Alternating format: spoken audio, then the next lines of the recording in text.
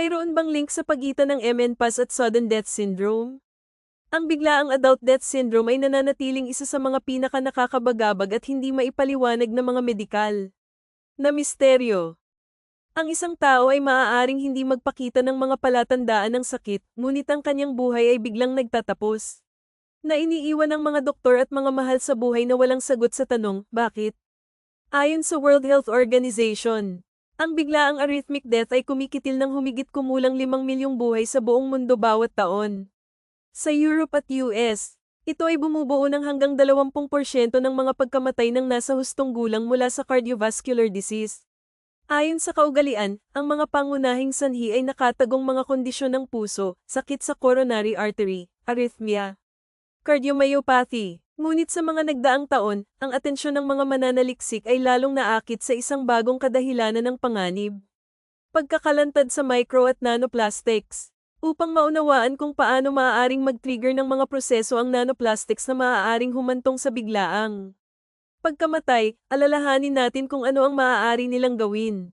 Tulad ng alam natin, ang pinakamapanirang pag-aari ng nanoplastic ay ang electrostatic charge sa ibabaw nito, na nagpapahintulot sa mga particle na ito na makagambala sa paghahatid ng mga electrical impulses sa pagitan ng mga cell at ay distort ang mga signal na nag-uugnay sa pag-andar ng mga organo at ng katawan sa kabuuan. At dahil ang parehong electrostatic charge na ito ay maaari ding makagambala sa mitochondrial function sa bawat cell, na humahantong sa kakulangan sa enerhiya, pamamaga, at sa huli ay pagkamatay ng cell. Ang pinakamalaking panganib ay lumitaw sa karamihan sa mga organo na kumukonsumo ng enerhiya, ang utak at puso. Kung saan ang mga ganitong pagkagambala ay maaaring mag-trigger ng sudden death syndrome. Kinokontrol ng ating utak ang paghinga at paggana ng puso sa pamamagitan ng mga tumpak na electrical impulses. Kung hinaharangan o binabaluktot ng nanoplastic ang mga signal na ito, ang puso ay maaaring tumigil sa pagtibok o huminto ang paghinga, at ang pagkasira na ito ay hindi biglaan. Ito ay nagreresulta mula sa unti-unting pag-iipon ng mga pagkagambala, iyon ay ang mga signal mula sa cardiovascular center ng utak ay lalong nagiging baluktot at hindi matatag, hakbang-hakbang. Nahumahad lang sa paghahatid ng mga electrical impulses sa loob ng kalamnan ng puso. Bagamat ito ay unang lumilitaw bilang arrhythmias, ang tibok ng puso ay masyadong mabilis, masyadong mabagal, o hindi regular. Lumalala ang mga malfunction na ito at kalaunan ay umabot sa critical na threshold, kung saan bumagsak ang ritmo at huminto ang puso. Para sa mga nasa malapit, maaaring ito ay tila mad-alien, ngunit sa katotohanan, ang kabiguan ay matagal nang umuunlad sa paglipas ng panahon. Ang isang katulad na proseso ay nakakaapekto sa paghinga, mga signal mula sa respiratory center ng utak. Sa ilalim ng impluwensya ng nanoplastics electrostatic charge, nagiging progressively mas mali-mali. Matapos malagpasan ng critical na threshold at hindi na makalusot ang mga utos ng utak, ganap na huminto ang paghinga. Sa madaling salita, ang biglaang kamatayan ay ang huling resulta ng isang unti-unting dysregulation ng puso at paghinga. Isang proseso na tahimik na umuusad hanggang sa ito ay tumawid sa isang punto ng walang pagbabalik. At habang ginagawa natin ang ating pang-araw-araw na gawain sa paggawa ng mga plano para sa hinaharap, patuloy na sinisira ng nanoplastics ang ating mga katawan sa bawat cell, araw-araw. Nakakatakot malaman kung gaano kalubha ang epekto ng nanoplastics sa katawan ng tao. Ang mas nakakabahala ay ang katotohanang hindi natin makontrol ang ating pagkakalantad sa kanila. Ang mga nanoplastics ay patuloy na pumapasok sa ating katawan sa pamamagitan ng hangin na ating nilalanghap, ang tubig na ating inumin, at ang pagkain na ating kinakain. Ito ay naging ating pang-araw-araw na katotohanan.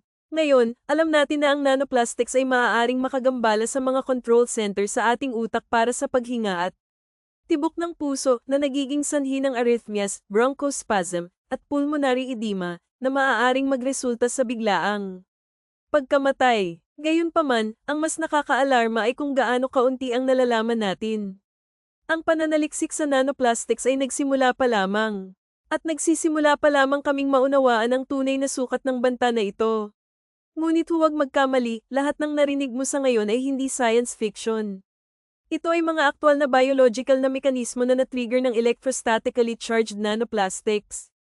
Inaatake nila ang bawat sistema ng ating katawan, na nag-aambag sa mga malalang sakit at maging sanhi ng biglaang pagkamatay. Ngunit ang kanilang epekto ay umaabot ng higit pa sa kasalukuyang henerasyon. Ang mga nanoplastics na ito ay nakakaapekto na sa ating mga anak at maging sa ating kakayahan na magdala ng bagong buhay. Sa mundo, sinisira ng micro at nanoplastics ang kalusugan ng reproduktibo.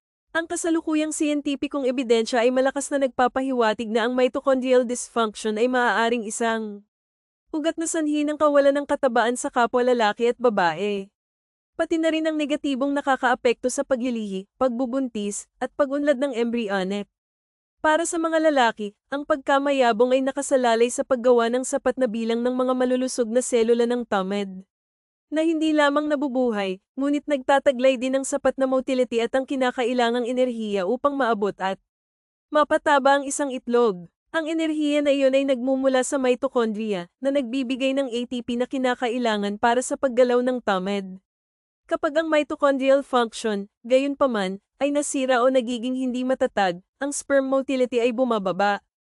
At maging ang hugis at istruktura ng sperm cells ay maaaring mabago na direktang binabawasan ang kakayahang magbuntis. Mula 1973 hanggang 2018, ang pandaigdigang bilang ng TAMED sa mga lalaki ay bumaba ng higit sa 60%.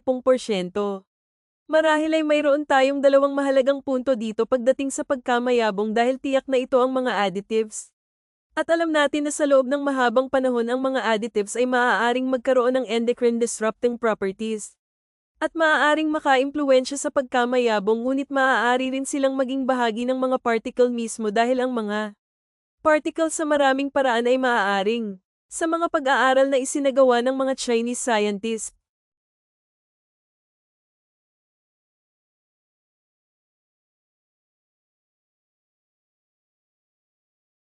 Ang microplastic ay natagpuan sa bawat sample ng semilya.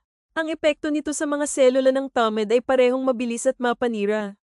Sa loob lamang ng 30 minuto ng pagkakalantad, ang paggana ng mitochondrial ay naabala at nagsisimula ang pagkasira ng DNA. Binabawasan nito ang posibilidad ng TAMED at ginagawang halos imposible ang paglilihi. Ipinakita ng mga pag-aaral ng hayop na ang micro at nanoplastics ay maaaring maipan sa testis, maging sanhi ng kakulangan sa testosterone, at makapinsala sa spermatogenesis. Ang micro at nanoplastics ay nakakagambala sa erectile function. Ang hindi sapat na produksyon ng testosterone ay maaaring humantong sa kawalan ng katabaan, pagbaba ng libido, erectile dysfunction, at sa pagdadalaga, naantala ang sexual na pag-unlad. Ang paggawa ng testosterone ay nangangailangan ng malaking halaga ng enerhiya sa anyo ng ATP.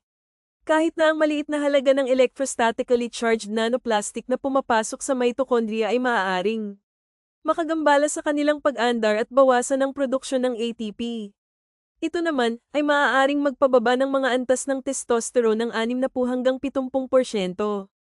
Ang ganitong patak ay nakapipinsala sa daloy ng dugo sa corpora cavernosa, ang mga istruktura ng ari ng lalaki na responsable para sa pagtayo.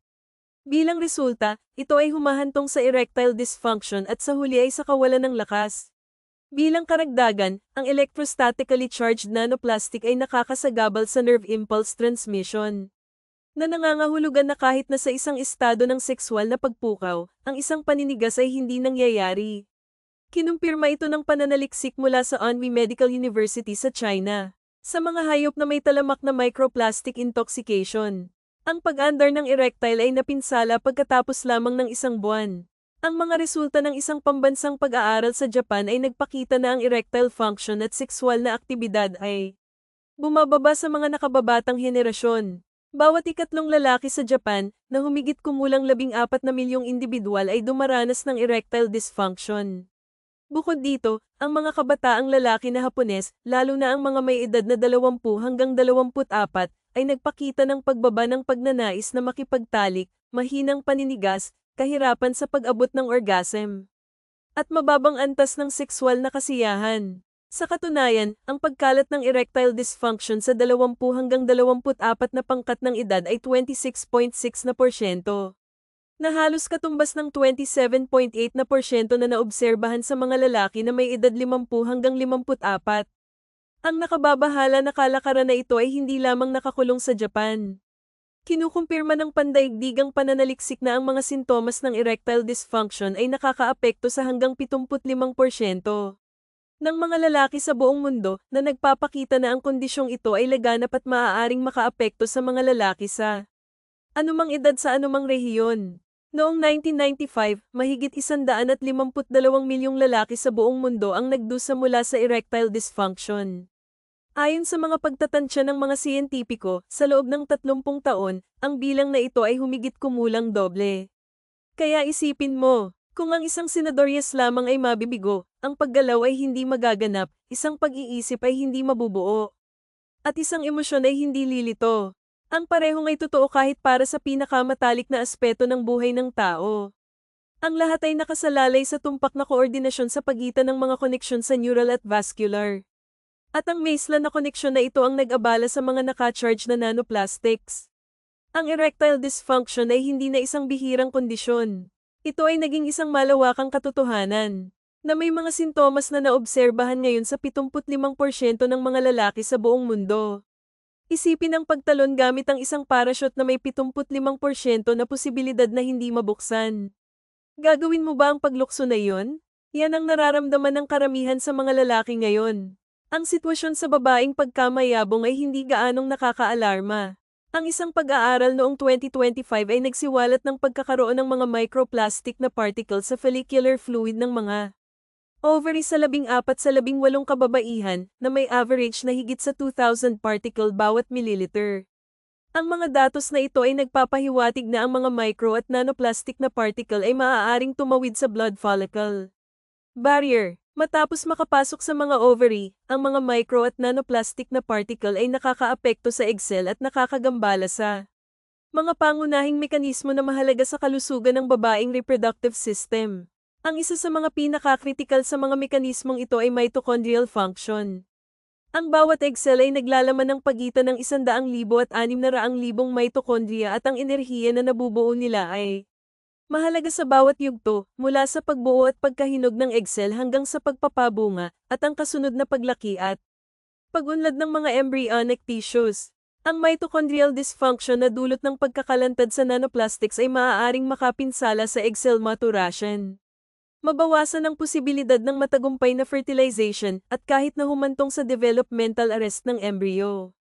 Ang akumulasyon ng nanoplastic sa mga reproductive organ ay maaaring isa sa mga pangunahing sanhi ng kawalan ng katabaan. Ayon sa World Health Organization, ngayon, humigit kumulang 17.5% ng mga nasa hustong gulang, iyon ay mga 1 sa 6 na tao sa mundo, ay nahaharap sa kawalan.